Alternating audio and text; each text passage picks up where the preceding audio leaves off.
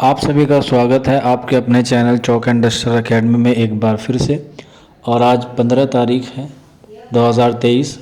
और आप देख सकते हैं जिन बच्चों को इंतज़ार था रिज़ल्ट का DSSB PGT उर्दू मेल का, उनका जो है वो रिज़ल्ट आ गया है। आप लोग देख सकते हैं पोस्ट कोड है 24/22 और इसमें जो है वो जनरल की सीट थी, तो इसमें जो है वो सिर्फ जनरल की जो है वो कट ऑफ जारी कर दी गई है। और बाकी अदर की में आप देख सकते हैं NA लिखा हुआ है, यानी कि इसकी कोई सीट नहीं थी, तो इसमें किसी तरह की कोई वैकेंसीज जो है वो नहीं आई है, यानी कि कट ऑफ नहीं आई है। इसमें जो है वो 355 कैंडिडेट थे जिन्होंने इसमें अपीयर किया था और सीट जो है वो महज 3 थी। इसका जो एग्ज़ाम हुआ था 3 नवंबर 2022 को हुआ था।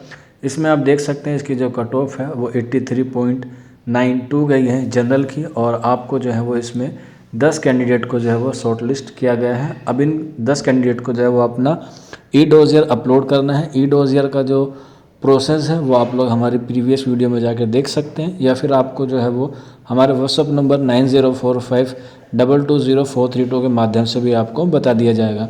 अब आपको जो ई-डोज़ियर सबमिट करना है वो कब से कब तक करना है वो इसी नोटिस में आप देख सकते हैं। हालांकि ये नोटिस आपको हमारे टेलीग्राम जो ग्रुप है वहाँ पर जो है वो आपको मिल जाएगा। चौक एंड डस्टर एकेडमी के नाम से टेलीग्राम का ग्रुप है, आप वहाँ जाके जो भी हैं ये PDF को पढ़ सकते हैं, या फिर आप ऑफिशियल वेबसाइट पर भी जाके जो है वो डाउनलोड कर सकते हैं। तो जिन बच्चों का इसमें ई-डोज़र के लिए सिलेक्शन हुआ है उन तमाम बच्चों को चौक एंड डस्टर एकेडमी की तरफ से बहुत बहुत मुबारकबाद।